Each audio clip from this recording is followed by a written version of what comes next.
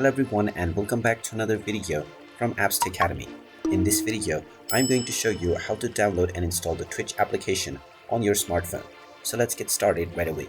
First of all, open up the iOS App Store or the Google Play Store, depending on your device. Once you open it up, tap on the search box and then type in Twitch and start your search.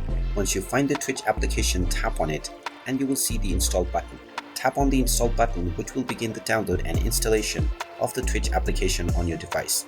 Just wait for a while until the installation is completed, and when you see the open button, you can tap on it to open up the Twitch app right away. Once you open up the application, you will be able to sign up and create a new account if you don't have one already, and also proceed with logging in to your existing one in order to start using the Twitch app on your smartphone. And there you have it.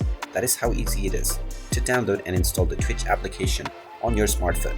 If you find this video helpful, make sure you hit that like button and subscribe to our channel if you haven't done so already.